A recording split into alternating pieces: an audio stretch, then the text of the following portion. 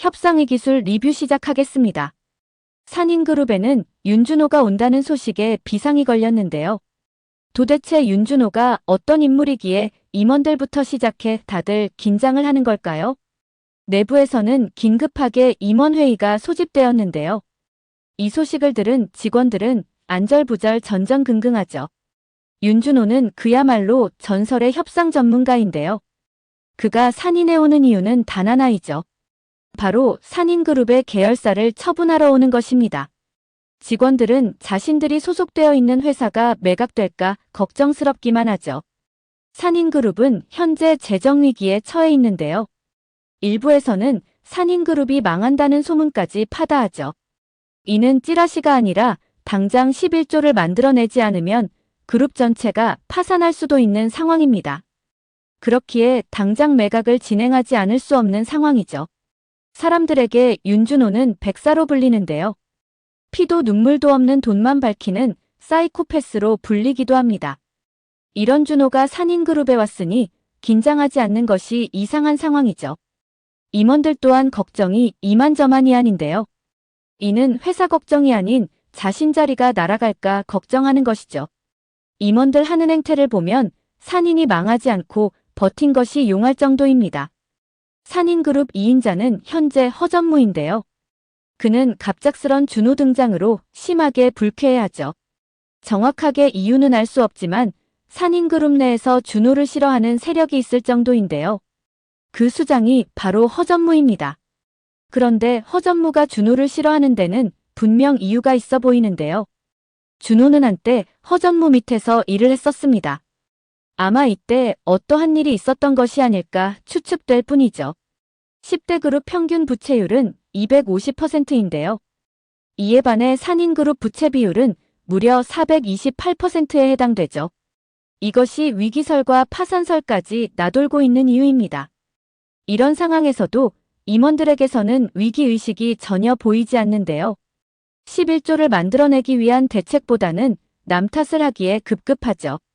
어쩌면 이것이 송 회장이 준호를 불러들이게 만든 이유가 아닐까 생각됩니다. 현재로서는 믿을 수 있는 유일한 사람이 윤준호인 것이죠. 허전무는 준호를 불러들인 게 이상무냐며 그를 향해 분노하는데요. 이상무는 회장의 절친이자 조력자입니다. 유일하게 산인에서 송 회장이 믿는 사람이기도 하죠. 송 회장 결정이라는 말에 허전무도 더 이상 문제 제기를 하지는 못합니다. 허전무가 준호를 싫어하는 이유를 두 가지로 추측해 볼 수 있는데요. 첫 번째는 준호가 송 회장의 후계자라는 설이 있기 때문입니다. 두 번째는 최근 실책으로 산인그룹을 위기에 빠뜨린 장본인이 바로 허전무이기 때문이죠. 준호는 모두가 인정하는 전설의 협상 전문가로 통하는데요. 백전백승이라 할 정도로 언제나 성공적인 협상 결과를 이끌어내고 있죠. 당장 주가를 방어하면서 11조를 만들어낸다는 것은 쉽지는 않은 상황인데요.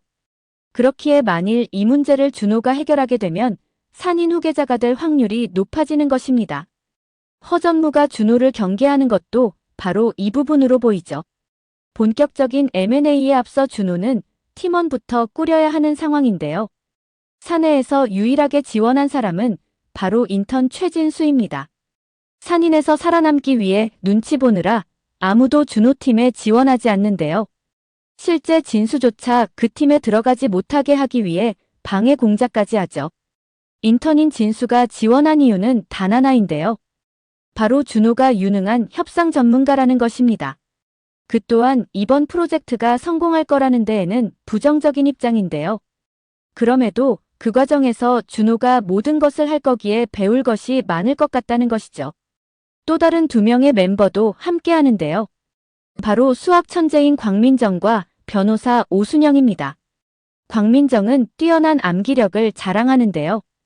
게다가 계산기가 필요 없을 만큼 수만 단위까지 암산해내는 능력을 가지고 있죠. 그러다 보니 신동으로 방송까지 탄 이력을 가지고 있습니다. 그러나 집안 형편이 좋지 않은 관계로 서울에 있는 대학을 가지 못했는데요. 비록 화려한 스펙을 가지고 있진 않지만 준호가 가장 신뢰하고 인정하는 동료이죠.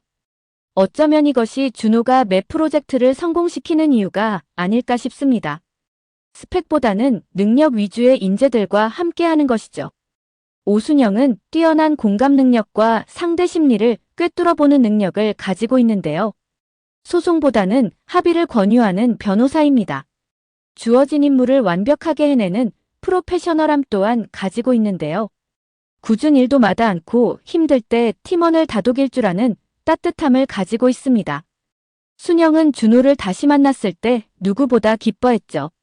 이들은 이전 M&A 팀에서 준호와 함께했던 멤버들인데요. 그런데 이전 프로젝트 과정에서 어떤 큰 사건이 있었던 것으로 보입니다. 그 사건으로 준호는 쫓겨나다시피 해외로 나가게 된 것으로 보이죠.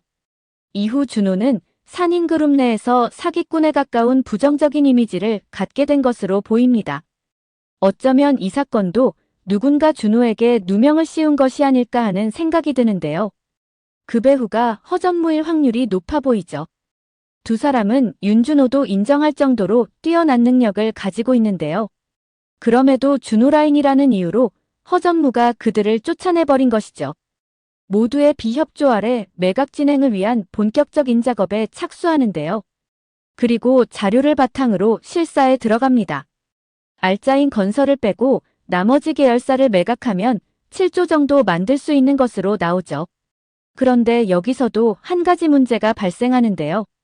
산인은 독특하게도 사업이 오프라인 매장에 집중되어 있다는 것입니다.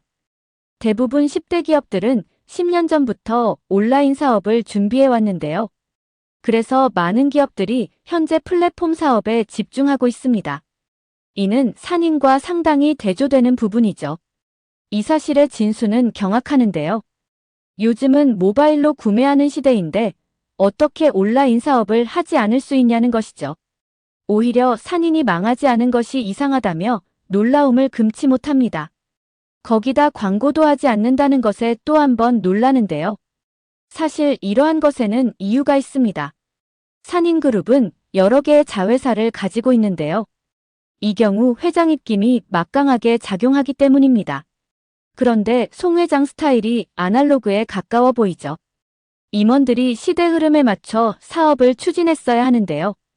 강한 성격을 가진 회장 눈치 보느라 이를 미룬 것으로 보입니다. 이것이 결국 산인을 어렵게 만든 요인으로 보이죠. 건설 사업은 정부 정책에 따라 호재가 발생하기도 하는데요. 특히 선거를 앞두고 있는 상황에서는 경기 둔화를 방향으로 갈 가능성이 많다는 것입니다. 이 경우 산인 같은 탄탄한 기업에는 오히려 호재로 작용한다는 것이죠.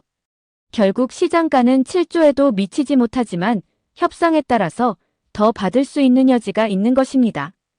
게다가 부실한 계열사를 매각하게 되면 모두가 버린다고 생각하는데요. 그렇기에 제가격도 받기 어렵다는 것이 결론이죠. 이 때문에 준호는 부실한 계열사 대신 알짜인 건설을 매각하기로 결정한 것입니다. 하지만 허전무반대가 만만치 않기에 이 또한 쉽지는 않은 상황이죠. 예상대로 허전무는 건설을 매각한다는 소식에 격분하는데요. 심지어 모두가 보는 앞에서 준호한테 미친놈 아니냐는 발언까지 서슴지 않습니다. 어찌 보면 허전무 입장에서는 마른 하늘에 날벼락 맞은 꼴인데요. 그러다 보니 산인을 위해서라기보다 자신을 치기 위한 것이라 생각하죠. 하지만 이미 M&A 팀에서 결정한 사항이기에 더 이상 반대할 수 없는 상황인데요. 그렇다고 이대로 그냥 있을 허전무가 아니죠. 준호 사무실에 사람을 투입해 방해 공작을 펼치는 것으로 보입니다. 송 회장이 등산을 마친 허전무에게 이런 말을 했었는데요. 지금은 회사가 중요하다는 것이죠. 이 말인즉슨 준호가 하는 일에 방해를 하지 말라는 경고로 들리는 부분입니다.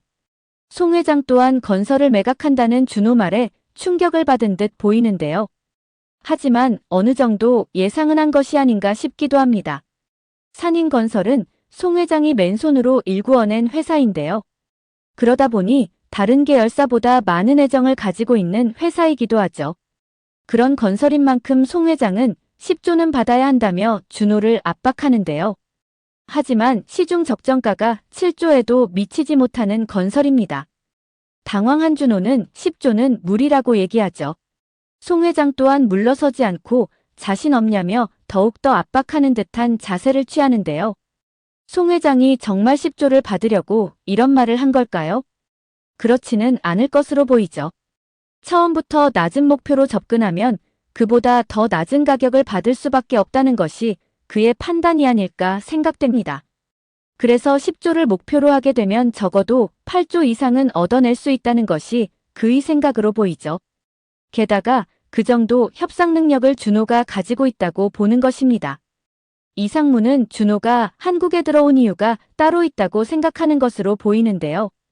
그는 준호에게 이렇게 물었었죠. 한국에 들어온 이유가 따로 있냐고 말이죠. 준호는 산인을 살리라고 자신을 부른 거 아니냐며 질문을 피해가는데요. 그러나 이내 그렇다고 솔직하게 답변을 합니다. 이상무는 준호를 걱정하고 있는 듯 보이는데요. 그런 마음이라면 너도 망가지고 회사에도 좋지 않으니 그만두라는 것이죠. 이어진 장면에서 봉안사를 찾아가는 준호를 볼 수 있는데요. 그런데 그곳에는 준호형으로 보이는 유골이 안치되어 있습니다. 그는 형사진을 보면서 이렇게 혼잣말을 하는데요. 이보다 어떻게 더 망가질 수 있냐는 것이죠. 아마도 형 죽음과 산인이 관련이 있지 않을까 하는 생각을 해보게 되는데요. 누군가에 의해 형이 억울하게 죽은 것이 아닐까 싶습니다. 이 사실을 이상무도 알고 있는 것으로 보이는데요. 그래서 준호가 복수를 위해 들어온 것으로 보여 걱정이 된 것이 아닐까 싶습니다. 형이 죽음에 어떤 비밀이 숨겨져 있을지 무척 궁금해지는 대목입니다.